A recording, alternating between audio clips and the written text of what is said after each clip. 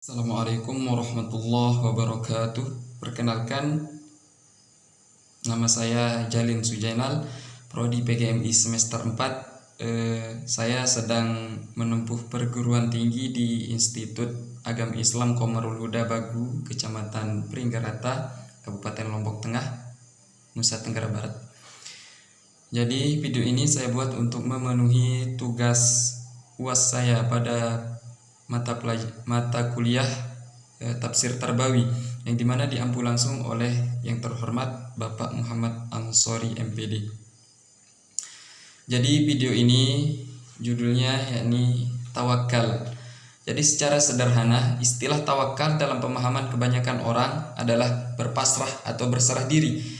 Dalam hal ini Al-Quran ada kalanya menyebut langsung terminologi tawakal dalam ayat diantaranya yakni terdapat dalam surah Al-Maidah ayat 23 yang bunyinya yakni Bismillahirrahmanirrahim wa 'alallahi fatawakkalu in kuntum mu'minin, yang artinya dan hanya kepada Allah hendaknya kamu bertawakal jika kamu benar-benar orang yang beriman.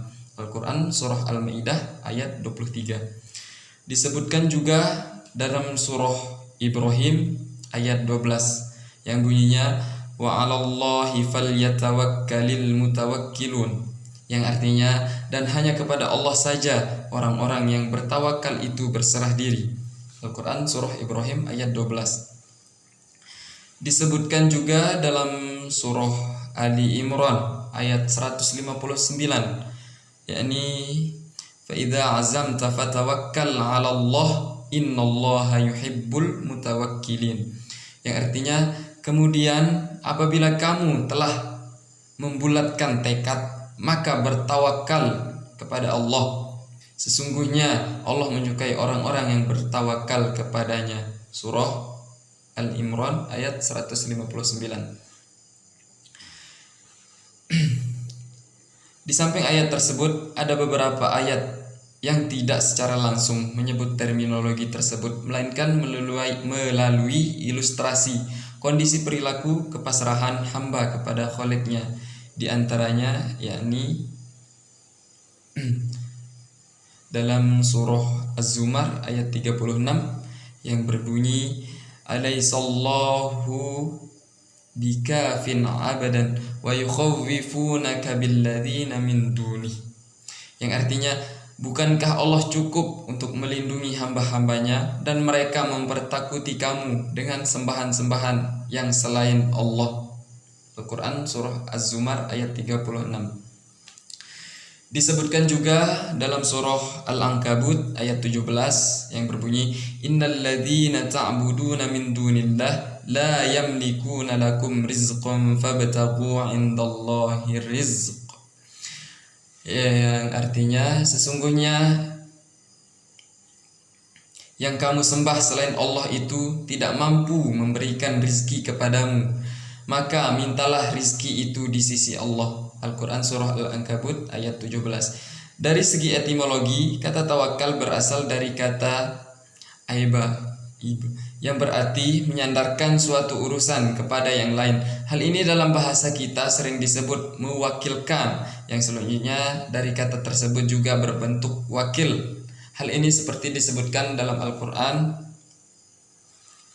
dalam surah Al-An'am ayat 102 yang berbunyi dzalikumullahu rabbukum la ilaha illahu khaliqu kulli syai'in fa'buduh wa huwa ala kulli syai'in wakil, yang artinya yang memiliki sifat-sifat yang demikian itu ialah Allah Tuhan kamu.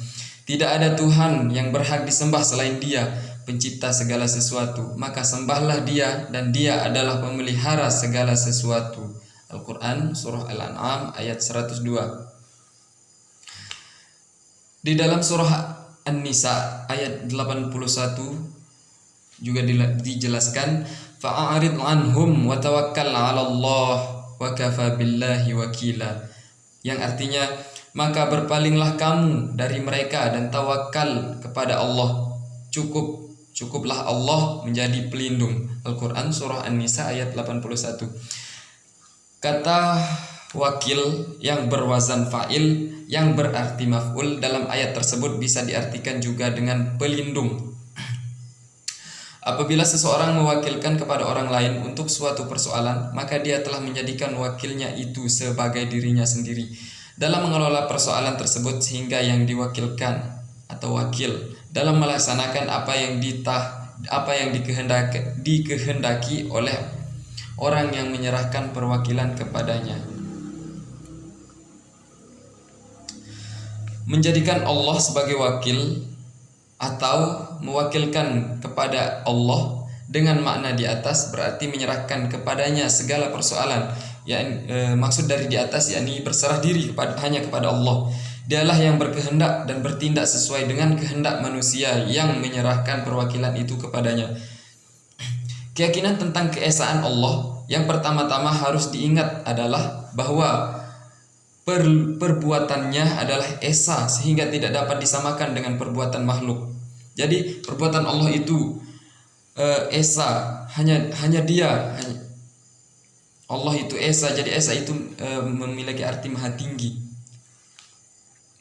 Walaupun penamaannya mungkin sama, sebagai contoh Allah Rahim dalam kurung maha pengasih dan Karim atau pemurah. Kedua sifat ini dapat dinisbahkan kepada manusia. Namun hakikat dan sifat rahmat dan kemurahan Tuhan tidak dapat dipersamakan dengan apa yang dimiliki makhluk, karena mempersamakannya mengakibatkan gugurnya makna keesaan itu sendiri. Allah Subhanahu wa taala yang kepadanya diwakilkan segala persoalan adalah zat yang maha kuasa, maha mengetahui, maha bijaksana, dan segala maha, yang mengandung makna pujian. Manusia sebaliknya memiliki keterbatasan dan segala hal. Kalau demikian, perwakilannya pun berbeda dengan perwakilan manusia. Memang dalam realitanya seorang wakil diharapkan dituntut untuk dapat memenuhi kehendak dan harapan yang mewakilkan kepadanya. Akan tetapi, karena dalam perwakilan manusia boleh jadi yang mewakilkan lebih tinggi kedudukannya dan atau pengetahuannya dari sang wakil, maka dia dapat saja tidak menyetujui atau membatalkan tindakan yang wakil atau menarik kembali perwakilannya. Itu terjadi bila dia berdasarkan berpengetahuan dan keinginannya merasa bahwa tindakan tersebut merugikan. Inilah bentuk perwakilan manusia. Kondisi tersebut berbeda halnya jika seseorang menjadikan Allah sebagai wakil. Maka hal serupa tidak akan terjadi, karena sejak semula dia telah menyadari keterbatasannya dan menyadari pula kemaha mutlakan Allah Subhanahu wa taala. Tahu atau tidak tahu akan hikmah sesuatu perbuatan Tuhan, dia tentu menerimanya dengan sepenuh hati. Dijelaskan dalam surah Al-Baqarah ayat 216, yakni وَعَسَىٰ أَن تَكْرَهُوا شَيْئًا وَهُوَ خَيْرٌ لَكُمْ وَعَسَىٰ أَن تُحِبُّوا شَيْئًا وَهُوَ شَرٌّ لَكُمْ وَاللَّهُ يَعْلَمُ وَأَنْتُمْ لَا تَعْلَمُونَ. Ya, artinya boleh jadi kamu membenci sesuatu padahal ia amat baik bagimu, dan boleh jadi pula kamu menyukai sesuatu padahal ia amat buruk bagimu. Allah mengetahui sedang kamu tidak mengetahui. Al-Quran surah Al-Baqarah ayat 216. Inilah salah satu perbedaan antara perwakilan manusia kepada Allah dengan kepada selainnya. Perbedaan kedua adalah dalam keterlibatan yang mewakilkan. Jika Anda mewakilkan kepada orang lain untuk melaksanakan sesuatu, maka Anda telah menugaskan wakil Anda itu untuk melaksanakan hal tersebut. Anda tidak perlu lagi melibatkan diri. Dalam kamus bahasa Al-Munjid, misalnya, akar kata wakil diartikan sebagai menyerahkan atau membiarkan serta merasa cukup. Pekerjaan tersebut dikerjakan oleh seorang wakil. Dalam hal menjadikan Allah sebagai wakil atau bertawakal kepadanya, manusia dituntut untuk melaksanakan atau melakukan sesuatu yang berada dalam batas kemampuannya. Tawakal bukan berarti penyerahan mutlak kepada Allah, tetapi penyerahan tersebut harus didahului dengan usaha manusiawi. Yakni usaha manusiawi manusia, maksudnya adalah dengan cara beribadah, ya, berdoa dan berusaha. Mungkin hanya ini yang bisa saya sampaikan. Kurang dan lebihnya mohon maaf. Wallahul muwaffiq ila aqwamit thoriq. Wassalamualaikum warahmatullahi wabarakatuh.